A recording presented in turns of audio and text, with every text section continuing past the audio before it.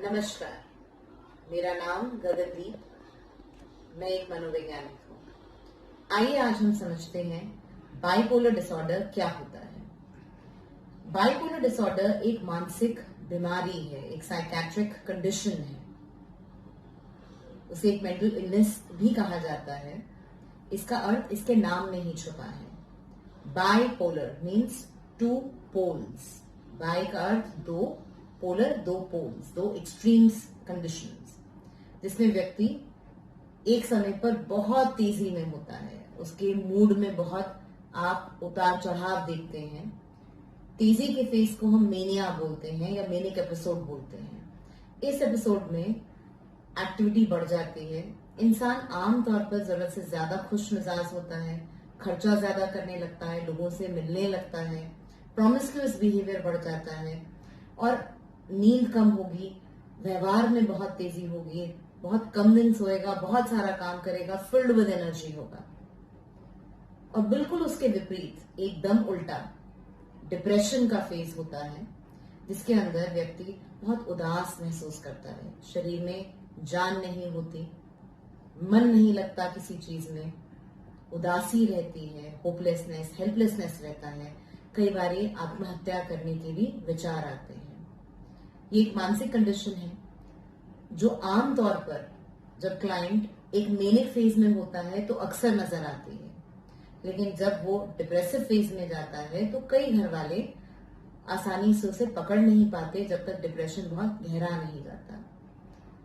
कई लोगों के मन में ये सवाल आता है, क्या ऐसा संभव है कि कई सालों तक आपको डिप्रेशन के सिम्टम्स दिखे ही ना? जैसे हमने सुना सुशांत सिंह के केस में कि 2013 में कभी उन्हें शायद बाइपोलर डिसऑर्डर की शुरुआत हुई थी, तब उन्होंने साइकेट्रिस्ट को दिखाया था और 2019 के अंत में लगभग 6 सालों के गैप के बाद उन्होंने फिर मानसिक चिकित्सा ली। आमतौर पे ऐसा होता नहीं है। जब आपको एक बाइपोलर डिसऑर्डर होता है तो दोनों पोल्स के बीच में 6 साल का गैप कम पाया जाता है।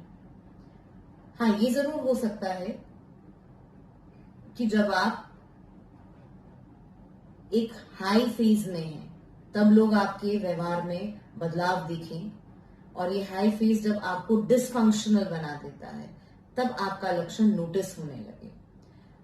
हाई एंड लो के बीच में एक नॉर्मल फेज भी आता है, यानी ये व्यक्ति सिर्फ ऊपर और नीचे नहीं अपने मूड में जाते हैं, आपकी मेरी तरह सामान्य मूड में भी रहते हैं, इसीलिए इसे समझना मुश्किल हो जाता है। हाई के बाद लो या लो के बाद हाई या कई सारे हाई फेजेस, कई सारे लो फेजेस, इस तरीके से आप देख सकते हैं बाइपोलर डिसऑर्डर में। मगर 6 साल का गैप हो ऐसा थोड़ा कम संभव है। नशे का सेवन किसी के लिए भी अच्छा नहीं माना जाता, और कोई भी ऐसा व्यक्ति जो एक साइकेट्रिक इलनेस का शिकार हो, खासतौर पे बाइपोलर या स्किज़ोफ्रेनिया जैसी बीमारियों का हो, उसके लिए तो कतई ही मना होता है। अगर आप बाइपोलर मेडिसिन ले रहे हैं या उस बाइपोलर साइकेट्रिक इलनेस के शिकार हैं और आप साथ साथ अल्कोहल या ड्रग्स के साथ एक्सपेरिमेंट कर रहे हैं, तो आपकी प्रॉब्लम की सिविरिटी बढ़ जाएगी। प्रोग्नोसिस यानी आपकी बीमारी में सुधार होने के चांसेस या संभावनाएं कम होने लगती हैं, प्रोग्नोसिस पुअर होने लगता है, आपकी मानसिक स्थिति गड़बड़ाने लगेगी, शारीरिक तौर पर भी बहुत सारी तकलीफें या समस्याएं आप महसूस करेंगे अपने अंदर।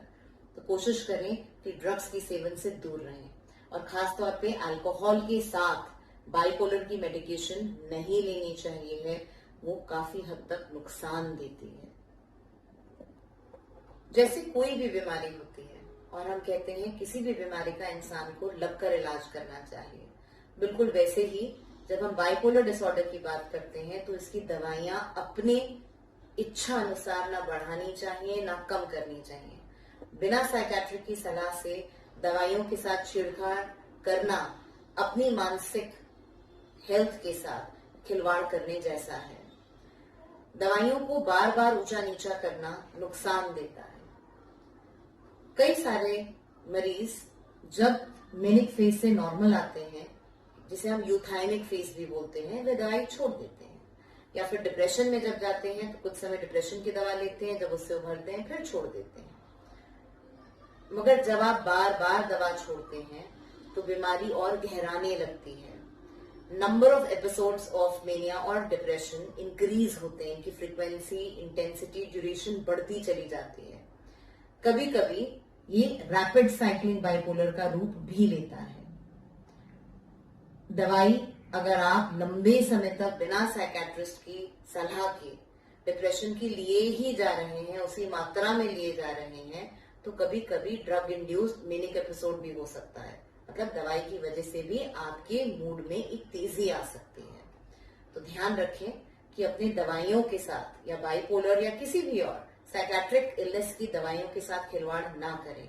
ये खिलवाड़ आपकी बीमारी को ढीठ बना सकता है। इस कदर क्रॉनिसिटी आपकी इलनेस की बढ़ा सकता है कि आप इस एक स्टेज पर पहुंच जाएं कि दवा असर करना बंद कर दे। तनाव, डर, बुलिंग या किसी भी प्रकार का एब्यूज, डिसग्रेस या स्ट्रेस आप झेलते हैं या रिजेक्शन आप झेलते हैं, जो आपको मानसिक तौर पर तड़पाता है या परेशान करता है, वो आपकी बीमारी को गहरा देता है। इन्हें हम एग्रीवेटिंग फैक्टर्स बोलते हैं, यानी वो चीजें जो आपकी बीमारी को एग्रीवेट करती हैं। किसी भी व्यक्ति के लिए किसी भी रूप का तनाव साइकेट्रिक इलनेस को जन्म देने से, मेंटेन करने से, एग्रीवेट करने तक सहाय होता है। किसी भी तरह का स्ट्रेसर आपकी बीमारी को और डिफिकल्ट टू ट्रीट बना सकता है। जरूरी है कि अगर आप अपनी बीमारी से निकलना चाहते हैं या किसी भी साइकेट्रिक इलनेस के अगर आप शिकार हैं, तो उस व्यक्ति को बहुत सारे सपोर्ट, केयर, अंडरस्टैंडिंग की जरूरत है, ना कि stigma, rejection, abuse, stress, bullying की जरूरत है। किसी भी व्यक्ति के लिए ये शायद व्यक्तिगत तौर पे भी सही नहीं है कि आप उसे कॉर्नर कर दें, क्योंकि आप शायद एक साइकेट्रिक इलनेस के शिकार हैं। जरूरी है कि समाज, एटलीस्ट आज का पढ़ा लिखा समाज या आज की इस आधुनिक सेंचुरी में जहां हम जी रहे हैं या वक्त में जहां हम जी रहे हैं, हमारा समाज अपना दिल और बाहें खोलकर किसी भी मानसिक बीमारी से पीड़ित व्यक्ति को स्वीकार करे, उसे इस समाज का एक इम्पोर्टेंट हिस्सा माने। अंत में मेरी आप सबसे यही राय है, किसी भी साइकेट्रिक इलनेस को कैजुअली मत लीजिए। इलाज करवाएं, काउंसलिंग लें, दवा लें जहां जरूरी हो, अपनी कोपिंग मैकेनिज्म्स पे काम करें। अगर आप ऐसा करते हैं तो आप अपने साथ साथ और कईयों की जिंदगी को बचा सकते हैं।